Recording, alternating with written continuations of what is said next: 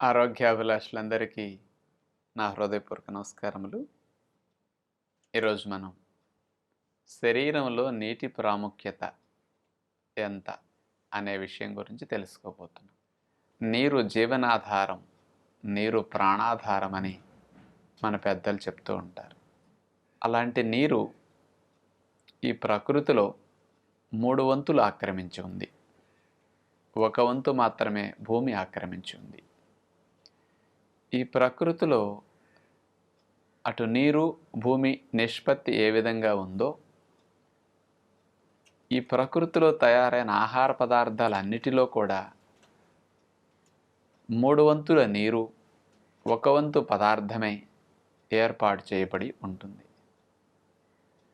అలాగే ఈ ప్రకృతిలోని ఇతర జీవరాశుల్ని తీసుకుంటే వాటన్నిటికీ కూడా 3 వంతుల నీరు, 1 వంతు పదార్థంతోనే నిర్మాణం చేయబడి ఉంది. మన శరీరంలో సుమారుగా ఒక 75 కేజీల బరువు ఉండే మనిషిని తీసుకుంటే 45 లీటర్లు నీటి భాగం ఉంటుంది. మిగతాదే పదార్థం. 3 వంతుల నీరు, 1 వంతు పదార్థం మన శరీరం. 3 వంతుల నీరు, 1 వంతు భూమి ఈ ప్రకృతి. అందుకనే మన పెద్దలు బ్రహ్మాండంలో ఏముందో ఈ పిండాండంలో అదే ఉంది అని చెప్తారు. మరి దీన్ని బట్టి మనం నీటి ప్రాముఖ్యత ఎంత ఉంది అనేది అర్థం చేసుకోవాలి. ఈ శరీరంలో నీటి ప్రాముఖ్యత ఎంతనే తెలియడానికి మరొక వాస్తవాన్ని మనం గ్రహించాలి. ఈ శరీరానికి మొట్టమొదటి అవసరం నీరు కాదు. నీరు అనేది 2వ అవసరం, 2వ ప్రాముఖ్యత ఈ దేహంలో ఉంది నీటికి. కానీ మొట్టమొదటి ప్రాముఖ్యత ప్రాణవాయువుకు ఉంది, అంటే గాలి. మనం కొన్ని సెకన్లు గాలి పీల్చుకోకపోతే చనిపోతాం. అంటే కొన్ని సెకన్లు అందకపోతేనే మనం చనిపోతాము అంటే మన బ్రతుక్కి ఆ ప్రాణవాయువు యొక్క అవసరం ఎంత ఎక్కువ ఒక్కసారి ఆలోచించండి. ఏది ఉన్నా లేకపోయినా ఆ ప్రాణవాయువు నిరంతరం మనకి అందుతూ ఉంటేనే ఈ బ్రతుకు. ఈ ప్రాణవాయు యొక్క ప్రాముఖ్యత శరీరానికి అంత ఉంది. ఇది నిరంతరం ఆగకుండా అందాలి కాబట్టి అది మన కంట్రోల్లో లేకుండా ఇన్వాలంటరీగా, అంటే ఆటోమేటిక్గా జరిగిపోయే విధంగా వెళ్ళిపోతూ ఉంటుందన్నమాట. అందుకని మొదట అవసరమైన ప్రాణవాయువుని అందరం పీల్చుకుంటున్నాం, వదిలేస్తూ ఉన్నాం. 2వ అవసరమైన నీటి విషయానికి వస్తే ప్రాణవాయువు వలె నీరు అందకపోతే కొన్ని సెకండ్స్లోనో కొన్ని గంటల్లోనో మనం చనిపోం. కొన్ని రోజుల వరకు బ్రతకగలుగుతాం. అందకపోతే కొన్ని రోజుల్లో మాత్రమే చనిపోగలుగుతాం. అంటే గాలి అంత అవసరం, నీరు కాదు, కానీ అవసరమే. ఇక ఈ శరీరంలో 3వ అవసరం ఆహారం. ఈ ఆహారం తినకపోతే మనం కొన్ని క్షణాల్లో పోము, కొన్ని గంటల్లోనూ పోము, కొన్ని రోజుల్లోనూ చనిపోము, కొన్ని నెలల్లో చనిపోతాం. అంటే ఆహారం అందకపోతే ఈ శరీరం కొన్ని నెలల వరకు బ్రతకగలుగుతుంది అంటే దాని అవసరం చాలా తక్కువ కాబట్టి ఎక్కువ కాలం జీవించగలుగుతుంది. నీరు అందకపోతే కొన్ని రోజుల్లోనే చనిపోతుంది అంటే ఆహారం కంటే నీటి అవసరం చాలా ఎక్కువ. గాలి అందకపోతే కొన్ని సెకండ్స్లో చనిపోతున్నాము అంటే ఆహారం కంటే నీటి కంటే ప్రాణవాయు యొక్క అవసరం అంత ఎక్కువ నీ శరీరం ఎంత స్పష్టంగా తెలియచేస్తుంది. అందుకని వీటి అవసరాలకు అనుకూలంగా మనం అందించే ప్రయత్నం చేయాలి. ముఖ్యంగా నీటి విషయం కదా మనం చెప్పుకునేది. అంటే ప్రతిరోజు మనం ఈ శరీరానికి కావలసిన నీటి నిష్పత్తిని ఆహారం కంటే ఎక్కువ ప్రాముఖ్యత ఇచ్చి అందించవలసి ఉంటుందన్నమాట. 1 వంతు పదార్థం, 3 వంతుల నీరు ఈ శరీర నిర్మాణం. అందుకని శరీరమే పదార్థానికి తక్కువ ప్రాముఖ్యత ఇచ్చింది, నీటికి ఎక్కువ ప్రాముఖ్యత ఇచ్చి ఇట్లా నిర్మించబడింది. కాబట్టి మనం దినచర్యలో ఆహారానికి తక్కువ ప్రాముఖ్యత ఇవ్వాలి, నీటికి ఎక్కువ ప్రాముఖ్యత ఇవ్వాలి.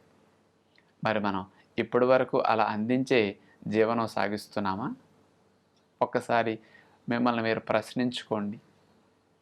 రోజు మొత్తంలో మీరు తినేదాన్ని ఒక్కసారి తీసుకుంటే సుమారు 2 కేజీలు, 2.5 కేజీలు బరువు ఉండే ఆహారాన్ని తింటూ ఉంటారు. మరి నీరు ఎన్ని గ్లాసులు లేకపోతే ఎన్ని లీటర్లు త్రాగుతుంటారో ఒక్కసారి ఆలోచించండి. 3 పూట్ల 4 పూట్ల తినేది 2 కేజీలకు అనుమానం లేకుండా పెద్దలు తింటూ ఉంటారు. మరి ఆహారం కంటే నీటి అవసరం ఎక్కువ అని దేహం తెలియచేస్తూ ఉంది. మరి పదార్థానికి మనం రుచిగా ఉంటుంది కాబట్టి ప్రాముఖ్యత ఇచ్చి ప్రతిరోజు తినే ప్రయత్నం చేస్తూ ఉన్నాం. ఇంకా తిన్నది పూర్తిగా అరగకపోవడమే మరోసారి ఏం వండుకోవాలి, ఏం తినాలనే దూరదృష్టితో మనిషి ఆలోచిస్తూ ఉంటాడు. మరి ఆహారం కంటే నీటి అవసరం ఎంతో ఎక్కువైనప్పుడు దీనికంటే అంత ఎక్కువ ప్రాముఖ్యత ఇచ్చి నీరు గురించి ఆలోచించాలి. మరి మీరు రోజు మొత్తంలో ఎన్ని నీళ్లు త్రాగుతూ ఉన్నారో ఒక్కసారి ఆలోచించండి. కొంతమంది స్త్రీలైతే 2 గ్లాసులు, 4 గ్లాసులు, 6 గ్లాసులు, 5 గ్లాసులు మించి త్రాగరు. అదే పురుషులైతే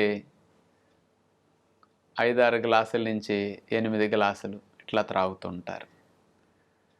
అంటే రోజు మొత్తం మీద లీటర్ నుంచి 2 లీటర్ల నీరు త్రాగేవారే ఎక్కువ మంది ఉంటారు, ఉద్యోగస్తులు, వ్యాపారస్తులు అయితే. కానీ ఆహారం మాత్రం 2 కేజీల నుంచి 3 కేజీలు బరువు ఉండే ఆహారాన్ని తీసుకుంటున్నాం. అంటే మనం శరీరం కోరుకునే అవసరాలనే తారుమారు చేసి అందించే ప్రయత్నం చేస్తున్నాం. మరి ఆరోగ్యం తారుమారు అవటంలో అర్థం ఉందా లేదా? మనం కోల్పోయిన ఆరోగ్యాన్ని ఎందుకు పొందలేకపోతున్నాం? మనం వద్దనుకున్న అనారోగ్య సమస్యలను ఎందుకు రాకుండా చేసుకోలేకపోతున్నాం? ఒక్కసారి ఆలోచించండి. నీటి సమక్షంలోనే జీవకార్యం నడుస్తూ ఉంటుంది. రుచిగా ఉంది కాబట్టి ఆహారానికి అంత ఇంపార్టెన్స్ ఇచ్చి ఎక్కువగా తినే ప్రయత్నం చేస్తున్నాం, ఎక్కువగా దాని గురించి ఆలోచిస్తున్నాం. మరి పెద్దలు ఇట్లాంటి వాస్తవాలను కాస్త గ్రహించి పిల్లలకు చిన్నప్పటి నుంచి నేర్పించకపోతే వారికి ఎలా తెలుస్తుంది? తిండికి ప్రాముఖ్యత ఇస్తాం కాబట్టి భోజనం చేసేటప్పుడు దగ్గర కూర్చుని ఇంకొంచెం పెట్టినా, ఈ కాస్త వేసుకో, కడుపు నిండా తిను అని అడిగి తల్లిదండ్రులు, పెద్దలు ఉంటారు. కానీ ఎన్ని నీళ్ళు త్రాగావు, ఇంకాసిన పోయినా, ఇంకాసిన ఇవ్వనా అని అడిగే తల్లిదండ్రులు ఈ సమాజంలో ఎంతమంది కనిపిస్తారు? అందుకని ఇలాంటి తప్పులు మనం చేస్తూ ఆరోగ్యం పొందాలనుకోవటం సరైంది కాదు. అందుకని శరీర ధర్మాలను గౌరవించటం మన బాధ్యత, దాని అవసరాలు తీర్చటం మన కనీస అవసరం. అంచేత నీరు జీవనాధారం, ప్రాణాధారం. ఆహారానికి ప్రాముఖ్యత ఇవ్వద్దు అని చెప్పటం లేదు, ఆహారానికి ఇవ్వండి. కానీ ఆహారానికి ఇచ్చిన దానికంటే నీటికి 2-3 రెట్లు ఎక్కువ ప్రాముఖ్యత ఇవ్వాలి. దేహ నిర్మాణం అది కాబట్టి అలా ఇవ్వటం ఆరోగ్యాన్ని తిరిగి పొందటానికి చాలా మంచి విషయం అన్నమాట. ఆడవారు అన్నం వండటానికి 1 గ్లాసు బియ్యం తీసుకుంటే 2 గ్లాసులు నీళ్లు పోసి అన్నం వండటానికి పెడతారు. అన్నం కరెక్ట్గా తయారవుతుంది. మనం నిష్పత్తులు మార్చటం ఎలాంటిదంటే గ్లాసు బియ్యానికి అరగ్లాసో గ్లాసు నీళ్లు పోసి అన్నం పెట్టి ఉడుకు అంటున్నాం. అది మనం చేసే తప్పు. అవసరాలు తారుమారు చేస్తే ఆరోగ్యం తారుమారు అవుతుంది అనటానికి గ్లాసు బియ్యానికి 2 గ్లాసులు నీళ్లు పోయాల్సింది గ్లాసుకి గ్లాసు పోసి నేను వండుతాను అంటే పని అవ్వదు. ఈ దేహం కోల్పోయిన ఆరోగ్యాన్ని, వచ్చిన అనారోగ్య సమస్యల్ని మనం తొలగించుకోవాలంటే మనం తిండికి ప్రాముఖ్యత ఇవ్వటమే కాకుండా తిండి కంటే ఎక్కువ ప్రాముఖ్యత నీటికిచ్చి మనం మన దినచర్యను కాస్త మార్చుకుంటే బాగుంటుంది. అందుకని అలాంటి నీరు ఎన్ని త్రాగాలి, ఎప్పుడు త్రాగాలి, ఎలా త్రాగాలి, తినేటప్పుడు త్రాగితే నష్టం ఏమిటి, ఇలాంటి అనేక వాస్తవాలు మనకు తెలియవలసి ఉంటుంది. ఇలాంటి రహస్యాలన్నీ తదుపరి కార్యక్రమాలు మధ్యలో అప్పుడు వస్తూ ఉంటాయి. మీరు ఇలాంటి వాస్తవాలు తెలిసినప్పుడు నీటి గురించి పూర్తిగా అర్థం చేసుకుని మంచిగా త్రాగి ఈ శరీర ఆరోగ్యాన్ని పరిరక్షించుకునే ప్రయత్నం చేస్తారని అందరినీ వేడుకుంటున్నాం ఇక్కడ. మరి మనం ఈరోజు నీటి ప్రాముఖ్యత మన శరీరంలో ఎంతో తెలుసుకోవటం జరిగింది.